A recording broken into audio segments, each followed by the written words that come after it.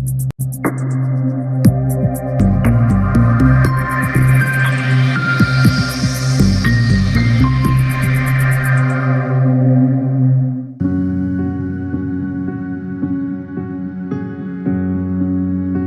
Gautam Buddha's Eightfold Path are broadly around three areas. One is around what kind of thoughts, ideas you carry, what kind of knowledge you have. Second is around the actions when you're dealing here. And third is around your self. You having the right views is one of the Eightfold Path. And the right intentions. When you have the right views, then we have always the right intentions. So right views, we start exploring from that perspective. Right intentions are, we are essentially, we are not hampering or inhibiting the progress of anything else. As to the best of our ability, our intention, meaning our thought, or what bhava, that or sankalpa that we create, should be anything around that doesn't hamper the progress of other people. So it should be easily around us and exploring the world, as long as it does not stop others from doing what they want. Then another set of them are about how you deal with people around, right speech, right action, and right livelihood. Talked about impeccability of words that motivate, inspire, but that do not pull people down. That motivates yourself, that motivates others, that inspires yourself, inspires others, that adds value to somebody else, where it enhances. Nothing, of course, in the plain terms, nothing that hurts people, which is anyway not there. But it's not only just that. Right speech is not only just not hurting somebody, but right speech is to remove that redundancy. Right speech is to release words which help others, otherwise just keep quiet, right? And encourage others, inspire others. The right action and right livelihood. The actions are usually following their intentions and a character. Many times you cannot control it. Based on your thoughts and intentions, they come down to this. Your thoughts and speeches drive actions, so automatically actions become right based on a thought and word. Much less we can do here in action, correction, because they follow from there. Anything you do here will be temporary, like a band-aid. But the moment we have the right intentions and the right speech comes through, the right actions.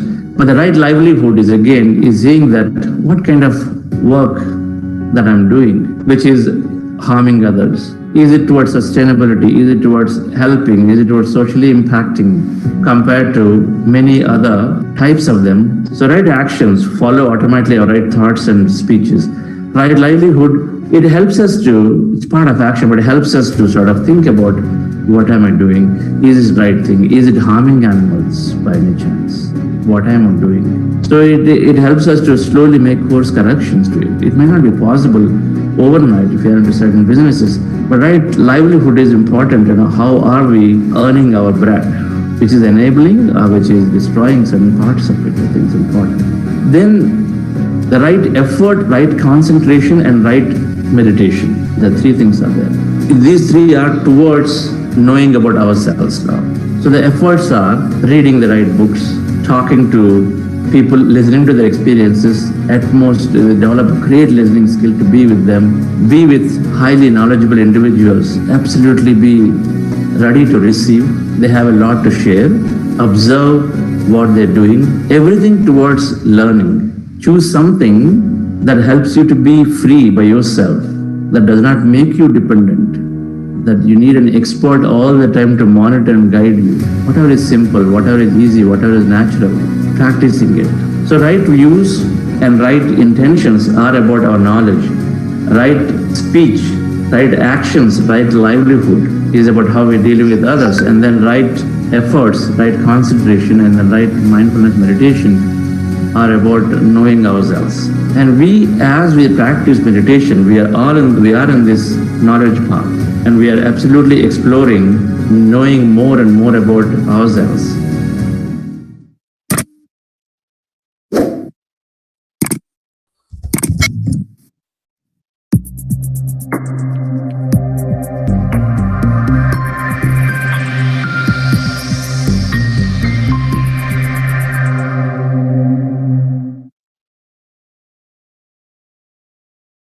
Happy morning, everybody.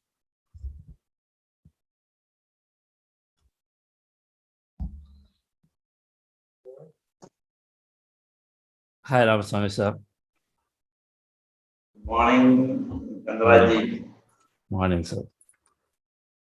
Mukesh, of course, Karthik, MJ, and many others.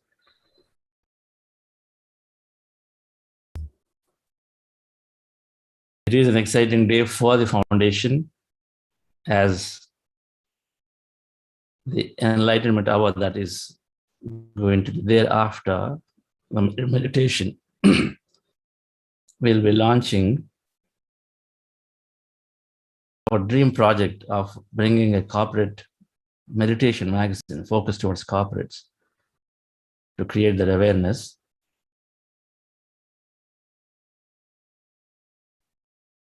Which is beautifully part of the service week that we are into, final week of this program.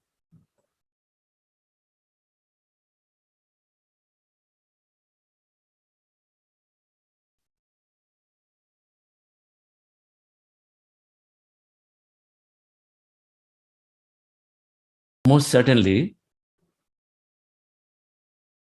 any literature work is creating a significant impact.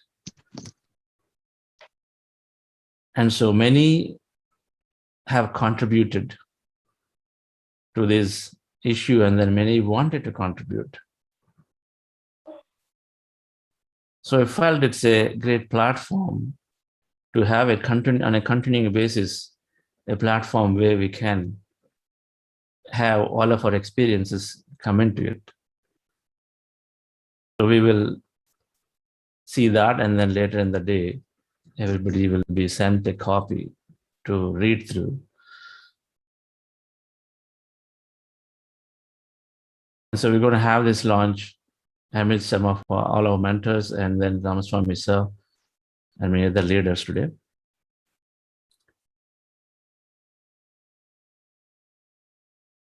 It will happen between 7 to 8 sometime as Patriji joins. So friends,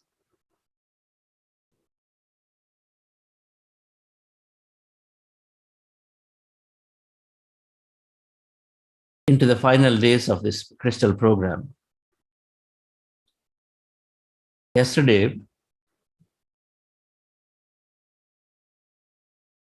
we learned about the advantage, the benefits of service while we are doing it for ourselves. While we're doing service for ourselves, always,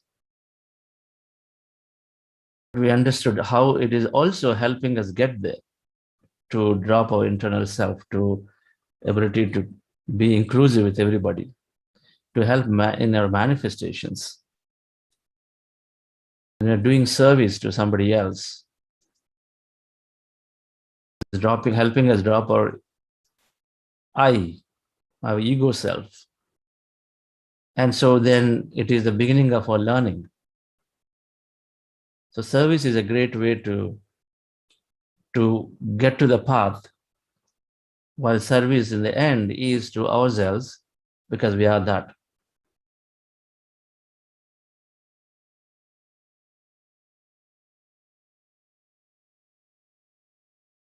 So during this path of progress, just the way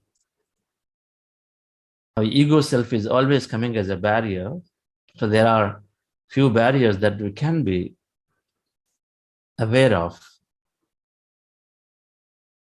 so that we cross over them.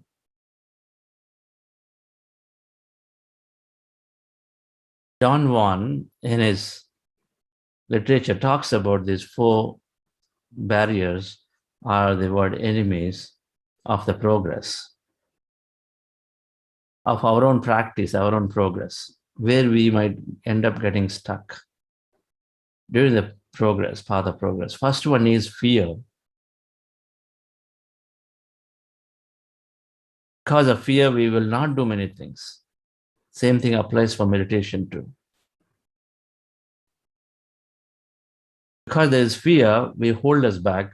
When we meditate, we might be experiencing many things. Could be fast heartbeat, could be suffocation, like yesterday one was mentioning. You feel suffocated, so we cannot go through it, and so we hold back. We might see some figures, we might see something that's more not body, out of the body. There are fears around breaking the beliefs. People tell us, plant-based diet, vegetarian diet, okay. Fear of losing that pleasure of eating food of that nature, because we always felt that to be great. To have a non-vegetarian food is like, it's got this right taste and this and that. So there's a fear of losing, fear of our personality. Every time anything that touches our personality, then we are uncomfortable. We go into discomfort. When someone tells, when you come in with a problem and say, hey, have you understood that it could be your own creation? Because the thoughts create reality. So when we understand that, then it discomforts us. We cannot accept it because the personality is so strongly there, saying it's always that person who is causing this to me. How is it that I'm causing it to myself?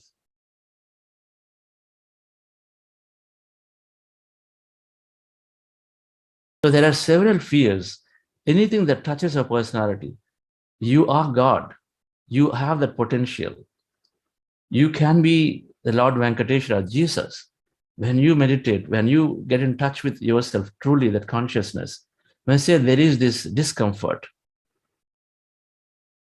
there's a discomfort that what are we saying? We've been told always that someone has to be high up in the pedestal.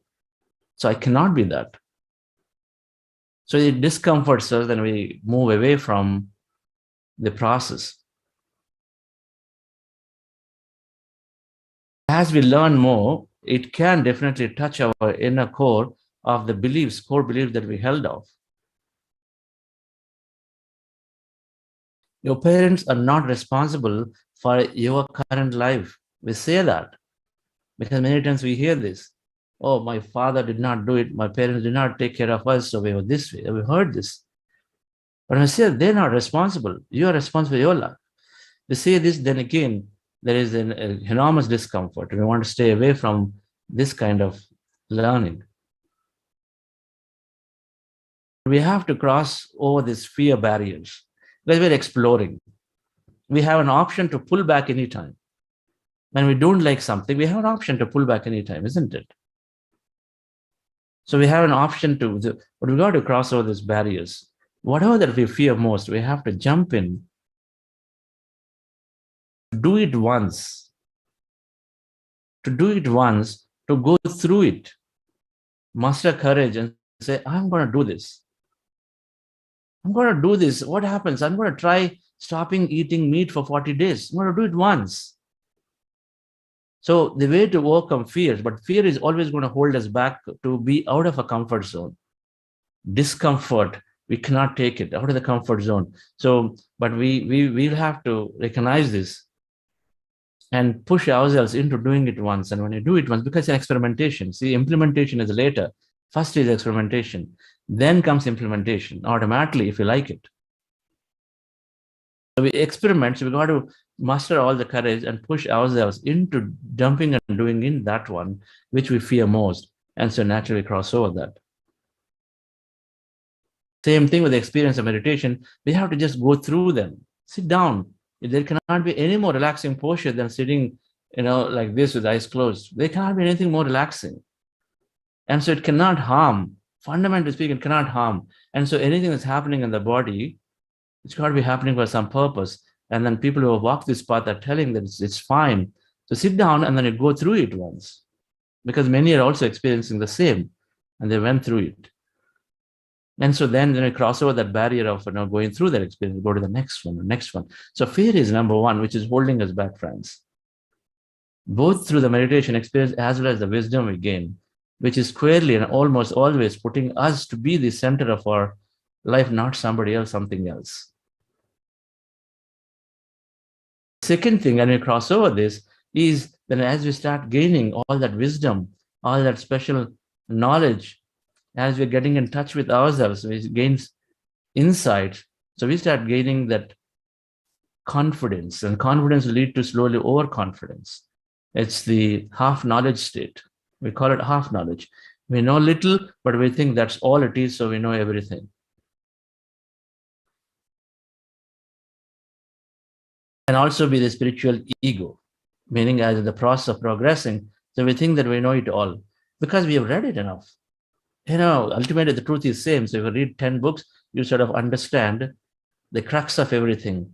And then we experience a few events where you would have gotten suddenly an insight, an intuition that worked great. So then there onwards, we feel like, and I know it all, and I'm living to myself, and we stop ignoring learning at that point. And the moment we are in that state of half knowledge, we stop ignoring to listen to others, to look into others.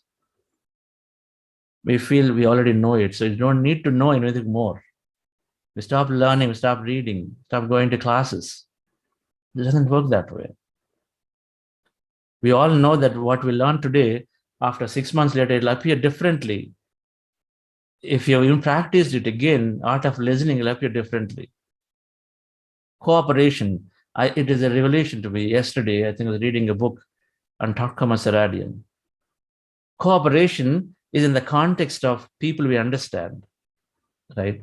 How do you cooperate? When you go into service, it talks about we dropping a personal agenda and then be in it with a common minimum agenda. So we drop our personal agenda when you're into your service, and then you cooperate very well, so great things happen. You got to drop a personal agenda when you're approaching a group.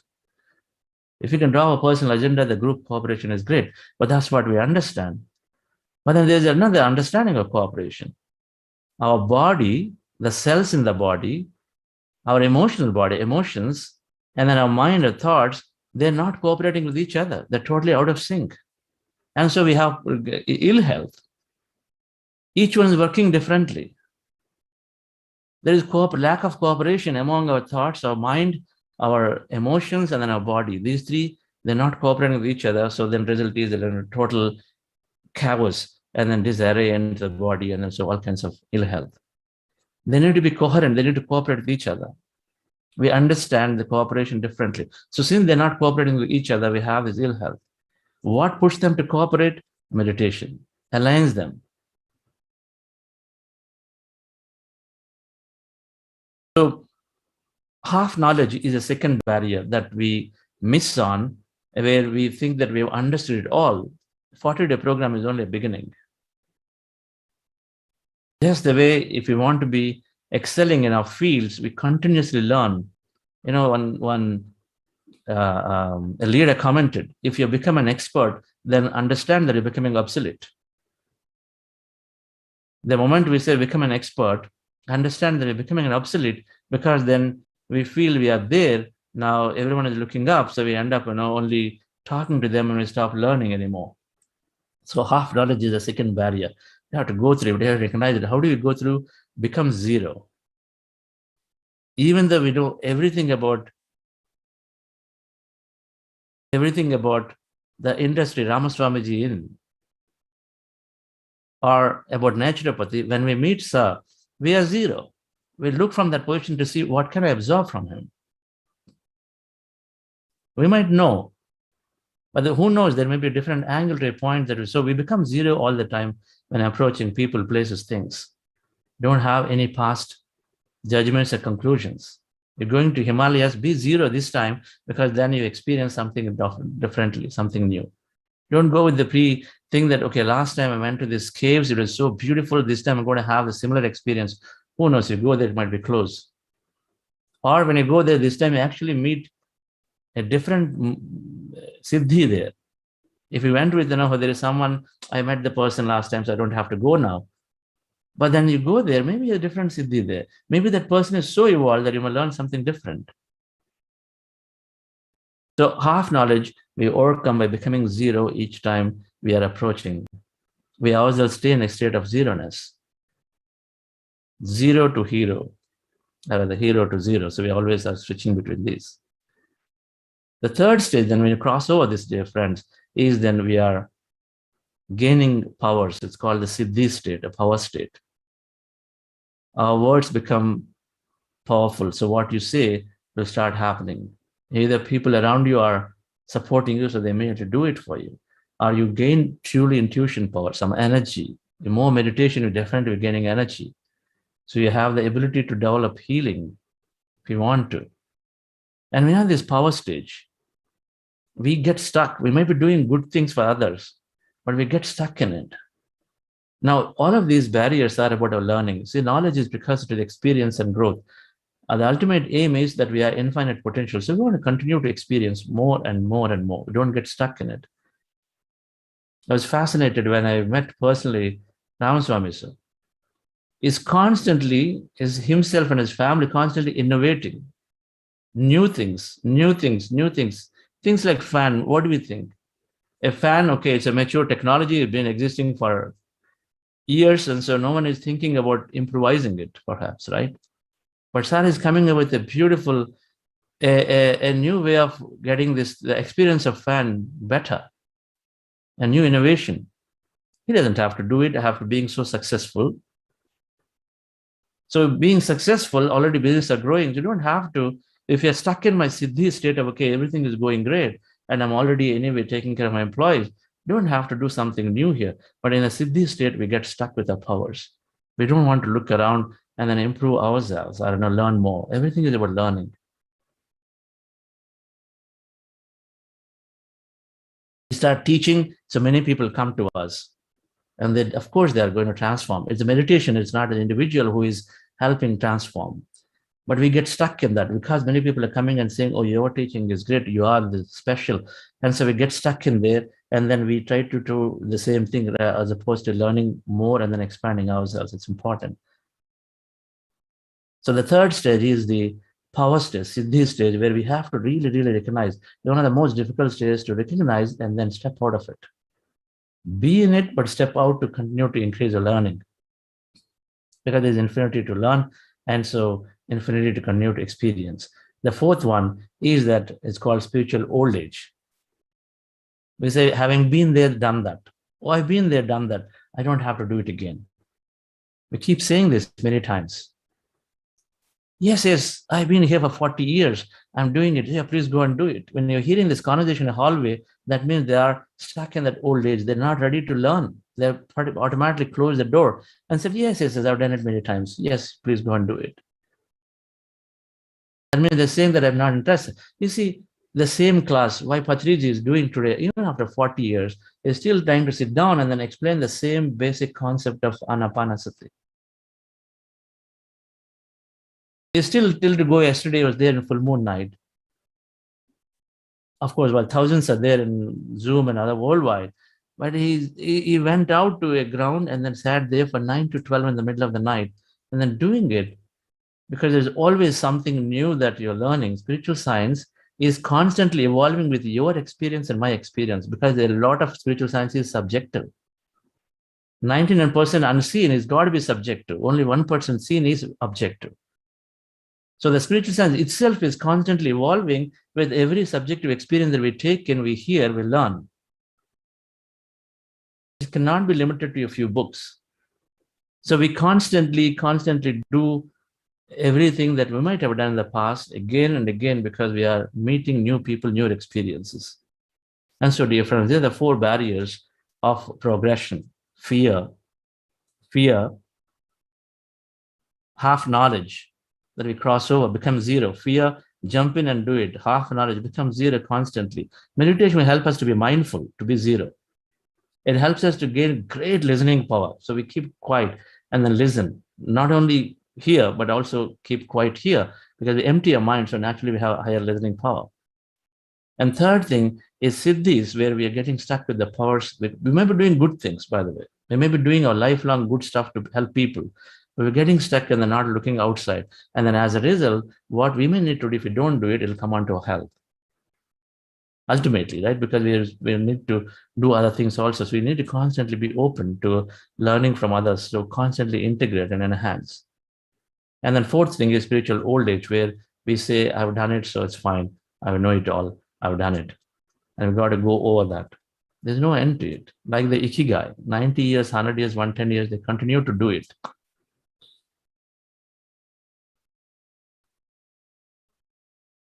I want us to pay attention to our phases as we evolve, as we go forward with the practice, as we're going further.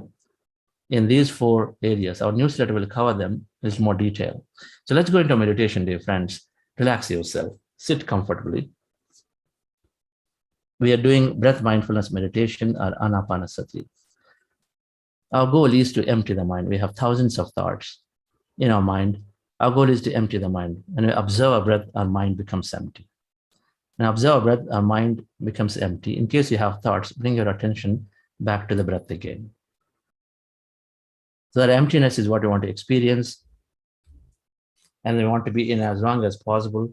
Relax yourself. We go into the session with your eyes closed, dear friends. We will directly start with Anapanasati today.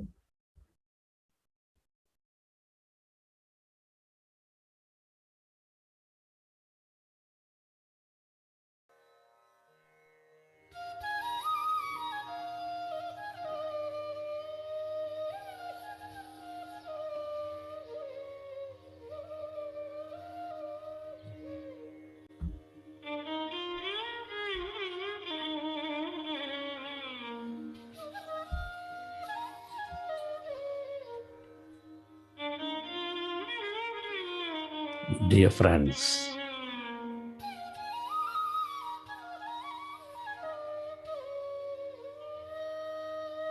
dear masters, with your eyes closed, specs removed, sit comfortably with your fingers into fingers, placing your hands in your lap. Observe your normal, natural in-breath and the out-breath.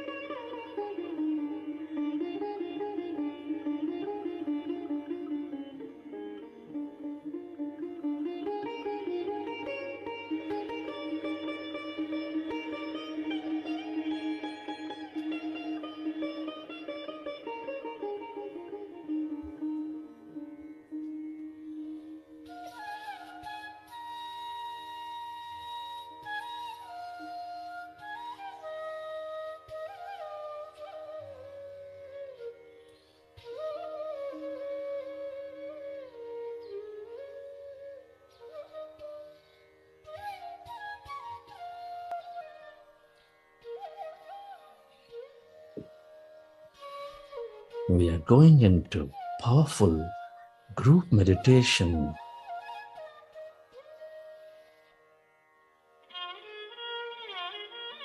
Our goal is to empty the mind. Our goal is to merge into that greater emptiness, that quantum energy field.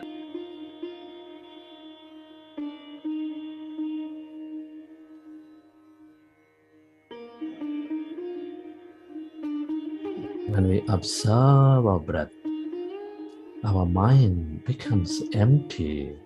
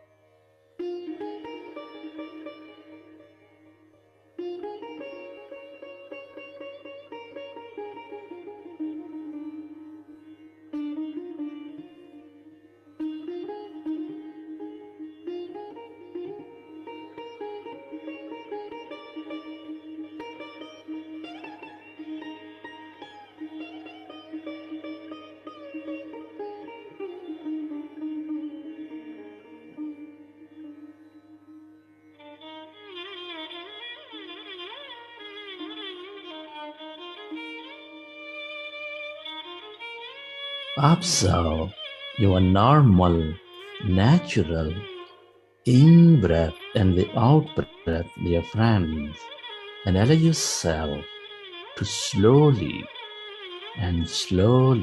become empty.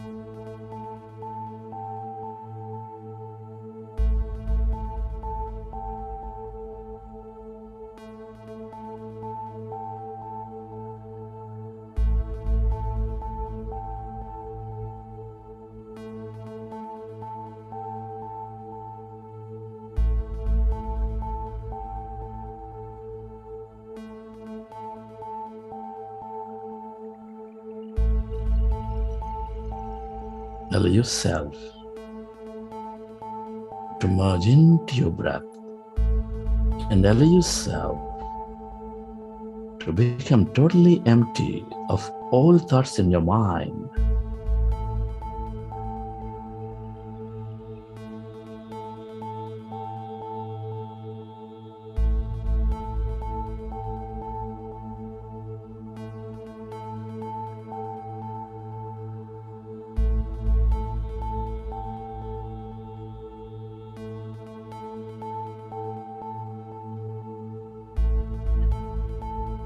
As your mind is empty, can you become aware of that emptiness inside of you, all around you?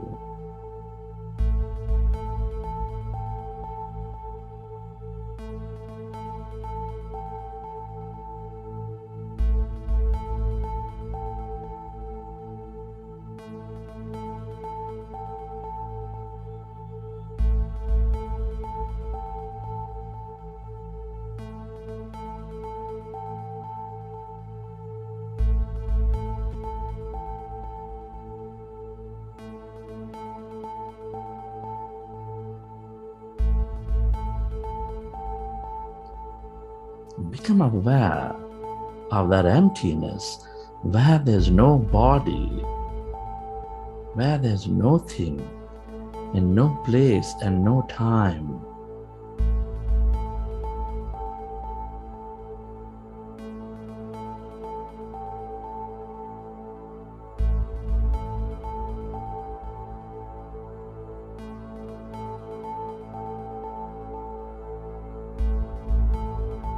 All emptiness is energy.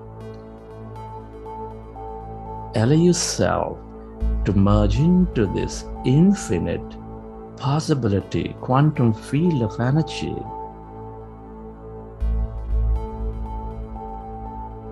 The longer you stay connected as no body, the more open you become.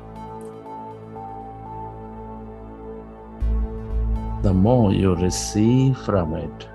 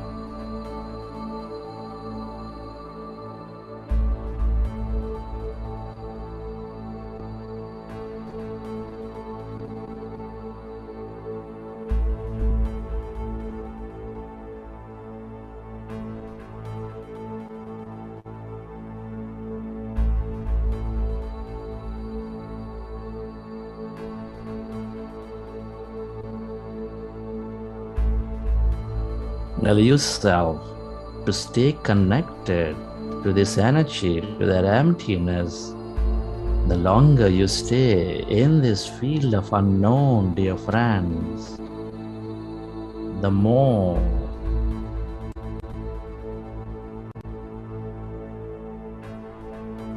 we manifest the possibilities into life.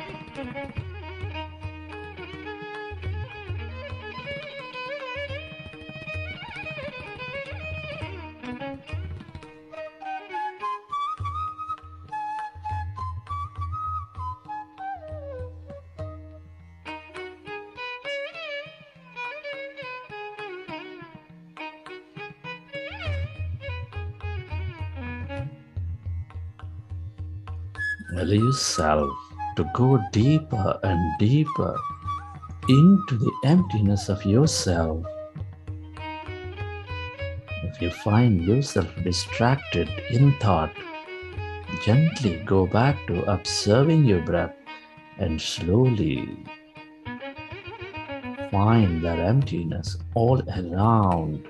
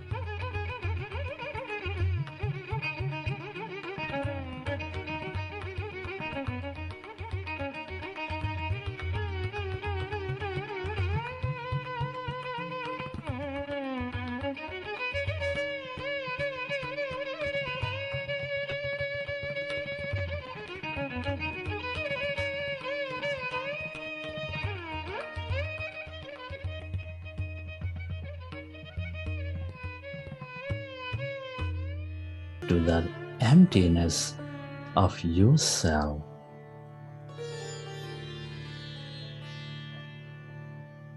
This is your divine self.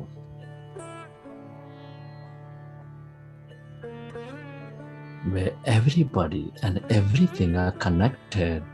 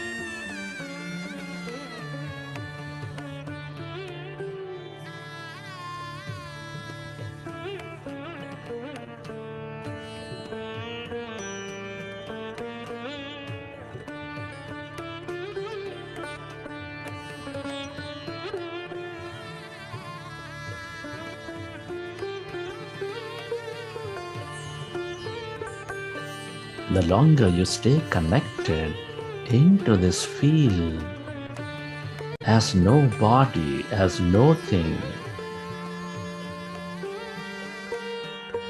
the more you experience your wholeness. Be with it.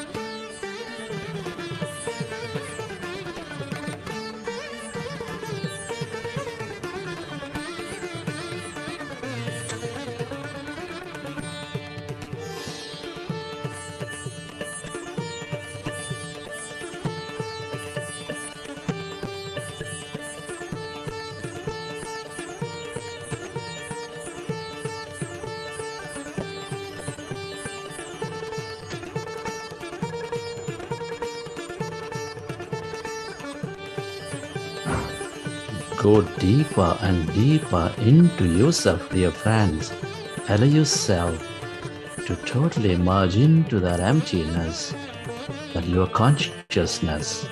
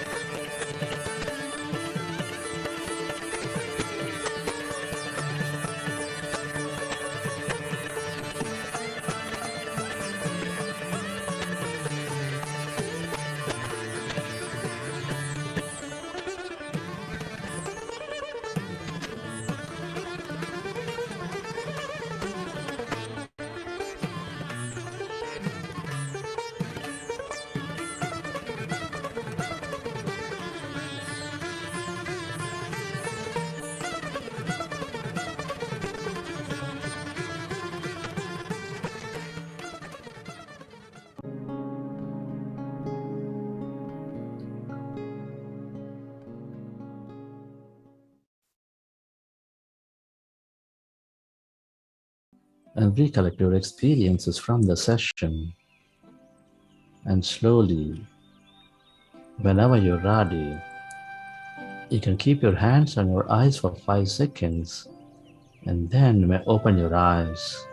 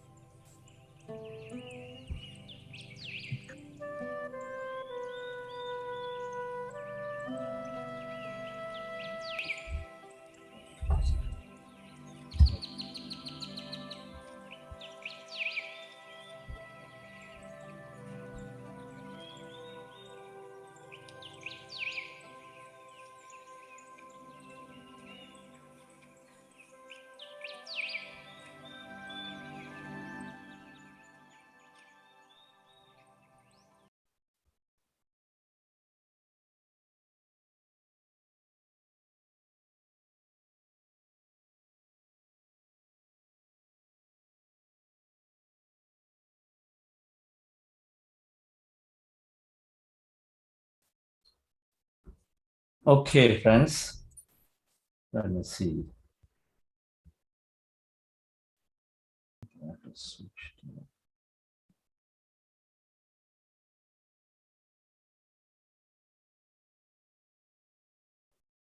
That's much better.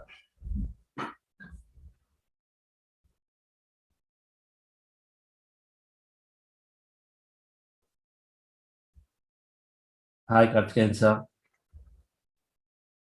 Hi, Lawrence. Hello. Hi, Namaskar. Namaste, sir. hi, Namni sir. Ram Swami sir is also joined.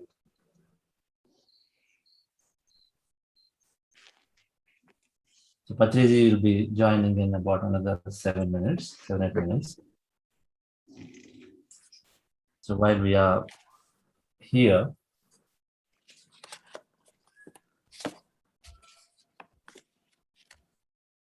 we'll start with, as we are concluding our program, so we have many participants who want to share. So we'll start with some sharing.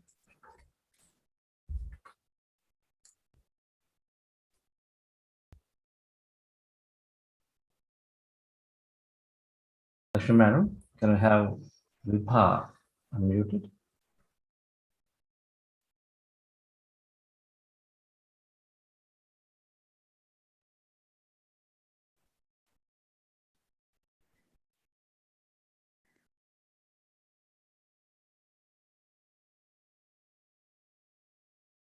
Okay.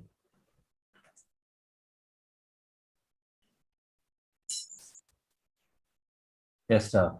Mr. J.D., please go ahead.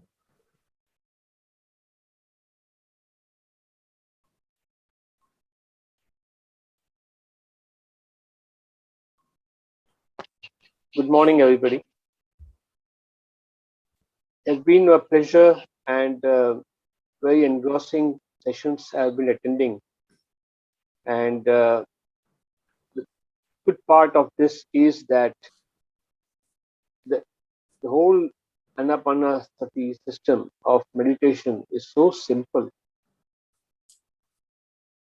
can be done by anybody, anywhere, anytime. And that's the best part of it, that even when you are traveling, when you are alone, or when after doing the lunchtime in your office, you can just spend 10 minutes, 15 minutes of your time and do this type of meditation. This course of Crystal of 40 days is exactly as its name suggests. It's clear, it has a lot of clarity, it's transparent, and it gives the energy which normally any crystal would give. So it really befits the name of this program. This program has been covering a lot of aspects on a weekly basis, from health, manifestation, emotional intelligence, spiritual, and service. After attending this course, I have started enjoying reading, and recently I purchased book on Ikigai after hearing about Patriji's statement of learn, enjoy, and service. So I am really blessed having understood simple things in simple words, and I'm enjoying this book and really feeling encouraged to go through other books in future.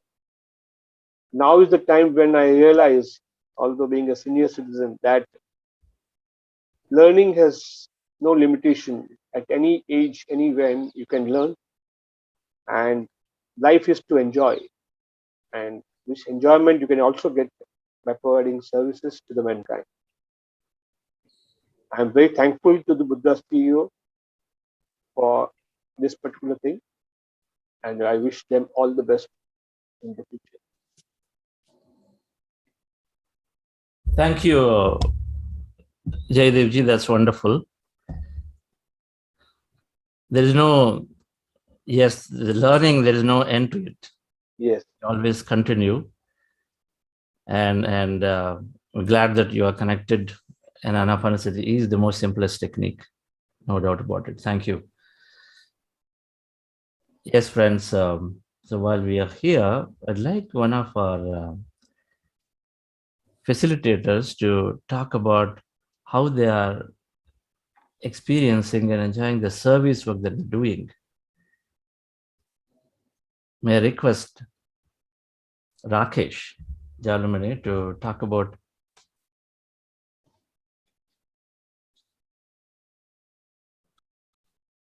And before that, hi Asivisa. Great to have you join the program.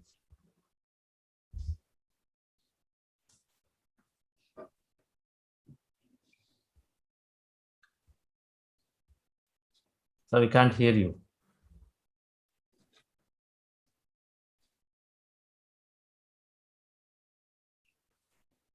Okay, so we'll come back to you. Can't hear you, SVB, sir. Right, go ahead, Rakesh.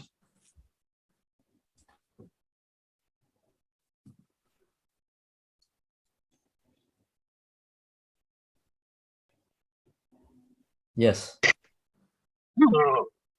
Thank you, Chandra. Hello, friends. My name is Rakesh. I started my meditation journey about a year ago, a year and maybe 3 months ago, through a corporate program. And I think since more than a year now, I started volunteering with Buddha's CEO. Again, having found the meditation, which is completely transformational, completely changed my life. I realized that what I was living was not really living, and found a few new way of living a daily life through meditations. I realized that is probably everybody should experience it, and that probably is the best way to help others and then help myself, understand myself more. So being involved with various activities, teaching, being a facilitator, working with some of the IT stuff, and it's just, I think Chandra has been telling that service is the best way to learn, and I personally have realized it's probably where you get lost in yourself, where you know what you are capable of, what you can do more. Many things which I never thought I could do, I realized I'm able to do it. And more importantly, we get to know and understand working with a lot of different people from different walks of life. Being in a technology person for 20 odd years, I hardly had opportunity to work with or interact with people outside the technology. So I had so much of a limited field of perspective. But being part of the Buddha CEO, meeting so many different people, different walks of life, listening to them, working with them, it has completely changed my perspective.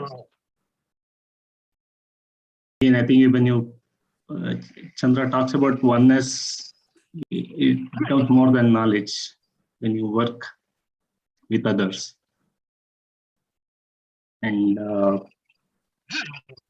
it is not service. Again, I think it is more of learning for me.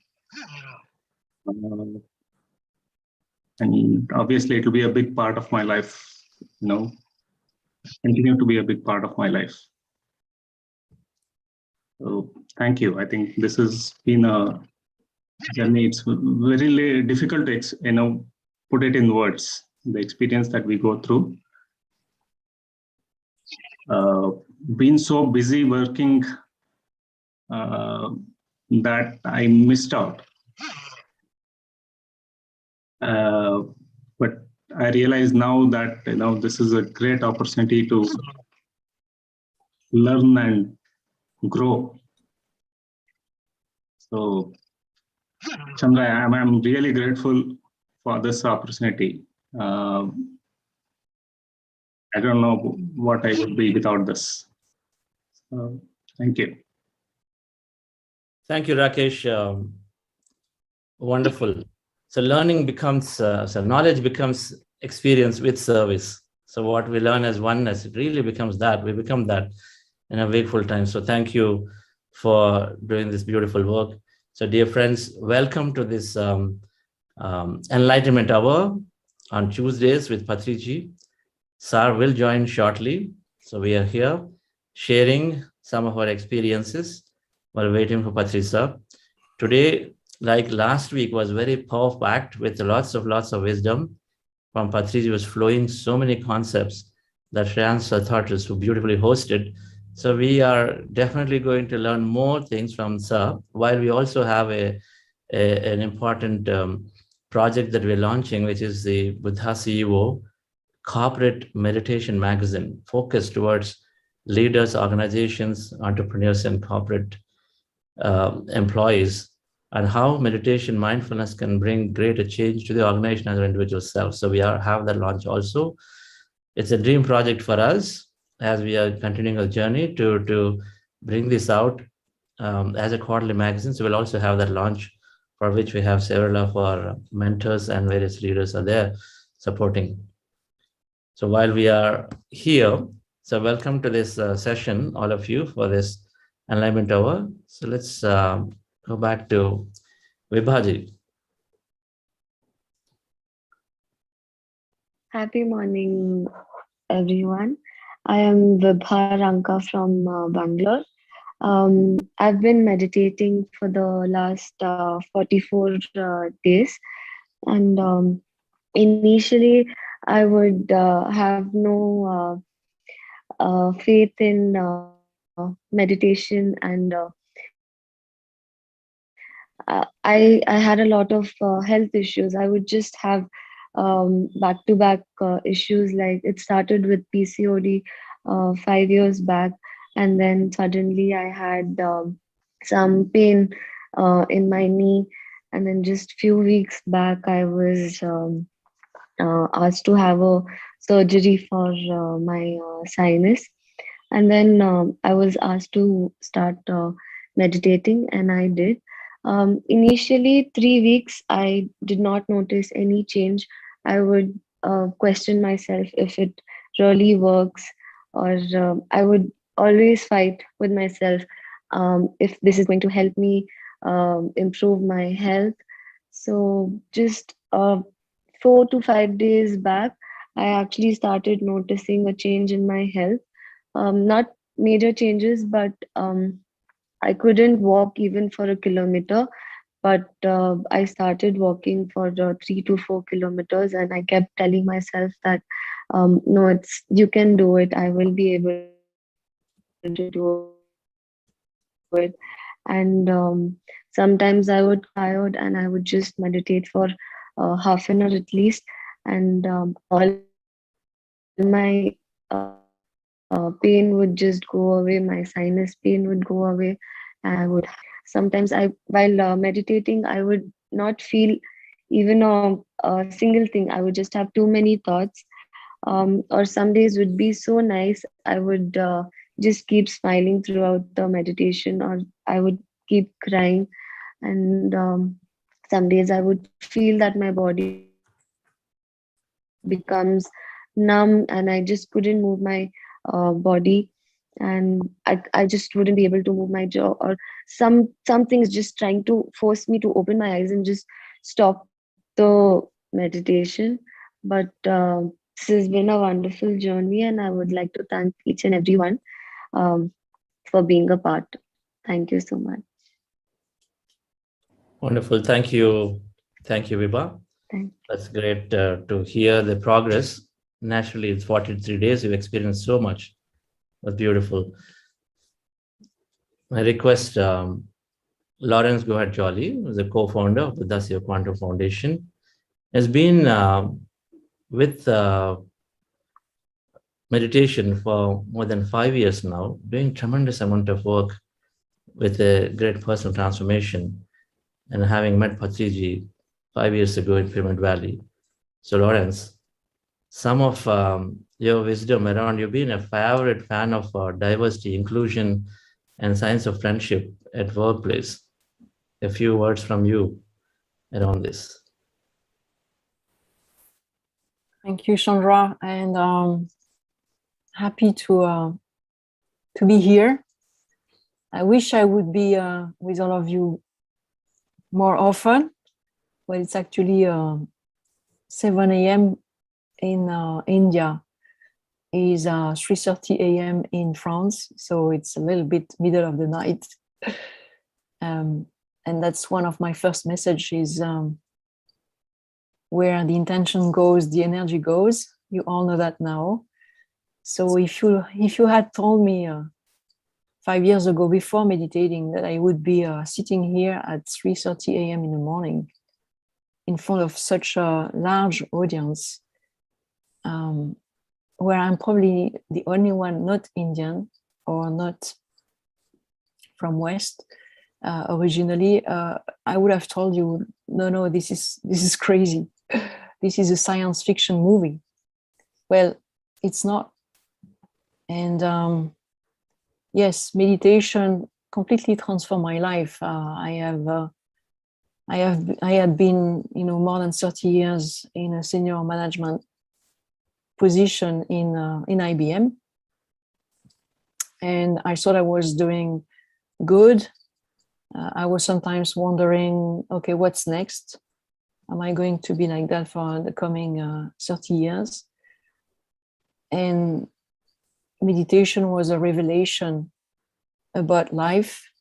It was a fascinating journey to question every single thing I had been told before, and changing the way I was looking at people at work. I was interacting with everyone. I realized then that I had what we call unconscious bias about many things. I was not aware that I was reacting, triggered by my subconscious mind, and maybe not doing the right choice, not having the clarity of mind, even if consciously I was thinking I was doing good, I was a kind person and so on. But I could really do much better after meditating, and it helped me grow in my career in an accelerating way, and do probably 2-3 times more than what I was doing before, and especially service. So clearly, as Rakesh was nicely saying, it is a transformation at any age. Of course, I was wishing that I would have learned all of this before, because it would have helped me a lot in my work and in my family. But as Patriji told me, the first year I was starting to meditate, if I was learning so much from meditation now, it's because who I was and the experience I had before. So no regret, no guilt, nothing, just enjoy the ride. And when you start to learn meditation, and you can learn at any age, and start at any age to learn new things. So I decided to dedicate my life to service. And it took me 2-3 years to build up my next steps, and to let grow the strengths to do it, and to meet so many people, so many masters, and to teach to so many people in my corporation, that then I found it was time to do it. And with the support of my family and so many friends, that's how I jumped into the pool of co-funding this foundation with my friend Chandra and Vani, and so many other people, and to overcome the final fear of starting to be from a very high level position job into becoming a non-profit volunteer with no income, and trust that the universe would work with it. And that's what I am doing now every day. And I don't regret any minute of it. I learned so much from all of you. It's changing my life, and I can teach to people in corporation, how to better take care of themselves, take care of their colleagues, and create a more inclusive world. And also, of course, have a significant impact on the society, and as well as on the environment and nature. I am passionate about nature and animals. I became a vegetarian the minute I met Patriji and became a meditator. So complete change, but really happy about it. And I have only one thing to advise everyone here who is especially a beginner is practice every day. Practice, and read books. The more you read, and the faster you will go into this enlightenment of becoming a meditator and a service person. Thank you so much, and back to you, Chandra. Thank you, Lawrence. There is no limit to what we can do, which we learn from the Karthikeyans deeply, because we've always been hearing from Patriji that one single person, unlimited work. So I've seen that same thing with Lawrence too. Thousands of people got transformed. We didn't have to. She never waited for HR to come together, HR to launch a program, sponsor a program. That normally we think we need to do it. Instead, just starting at the very grassroots level with her team, then expanding to a little bigger department, it's a little more bigger, and then built it up, ground up. So then thousands of people were able to practice and learn this technique, and then built a practice in IBM. So this concept that we are talking service, in the concept of service and teaching even to one person. I really liked always Patriji mentioned, you'll never know that other person you're teaching will be the next Buddha, because Gautama Buddha, until he became enlightened, was just ordinary Gautama Siddhartha. So the next person can be the Buddha, who's then our job is done. So numbers are not important. How many people it is, with what intention we're able to take it, even if it is one person. A lot of times we hold back in giving the time because we feel only 5 people are there, so it's not worth my time. And something that we greatly learned from Grandmaster. So thank you, Lawrence, for doing it. I know from doing classes for thousands of people, it becomes like few individuals now suddenly, because you're starting in a new territory like France. We perhaps have 3, 4, 5 people to start with, but it's got to go back and grow. Anyway, this is thank you for that message.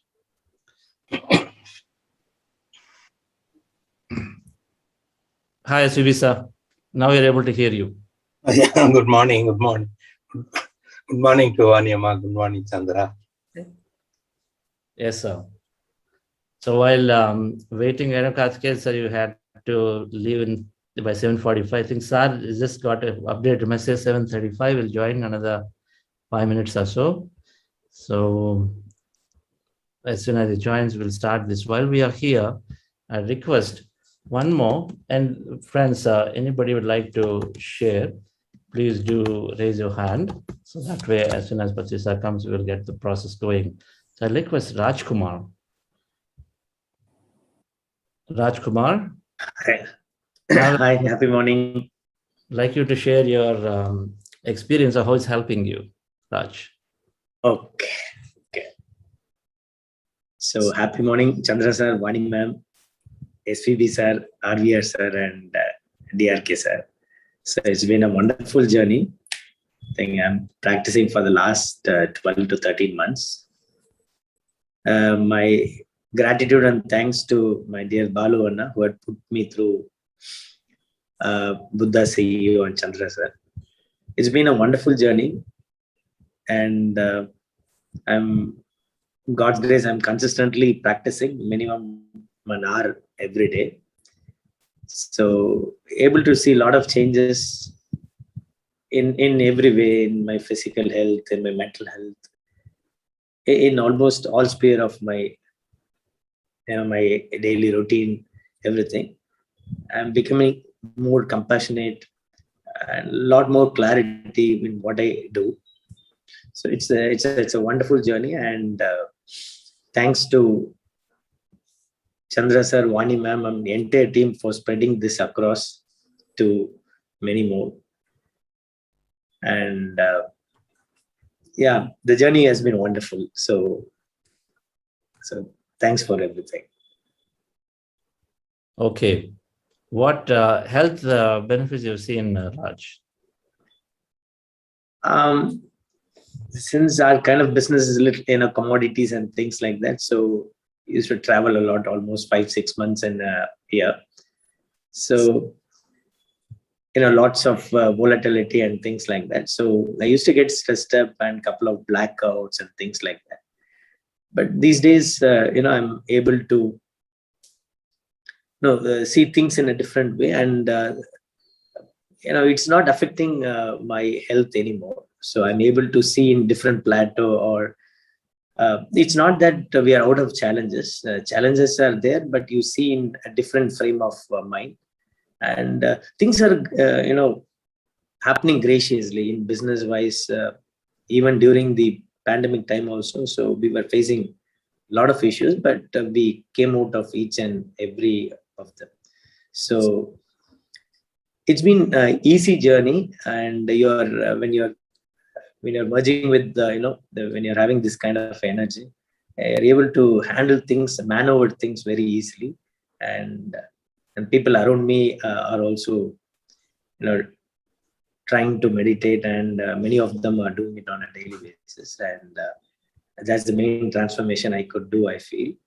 And yeah, it's been very nice, and I do not step out of my home or whenever I travel without meditation, recorded or live, whatever. It's been very good. It's been become a part of my life now. So it's been wonderful. Thank you, Raj. Yeah. We're looking forward to the pyramid as a way to bring many more people in Coimbatore to come together. Yes. What I want to build there. Yes. So the process just planning it around. So I'll just let you know. So as I already informed to you. So. Yes. So end of October, Patriji and we'll be traveling to Coimbatore, October 30th, 31st.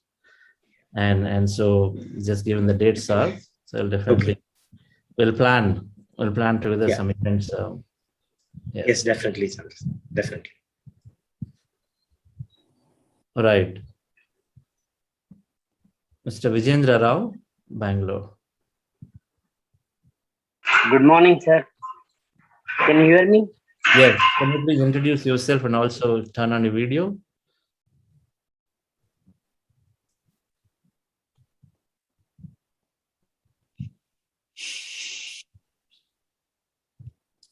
Hello. Yes. Can you hear me, sir? Yes, please go ahead. Achha, I'm Vijendra Rao from Bangalore. I started meditation about in 15th of April.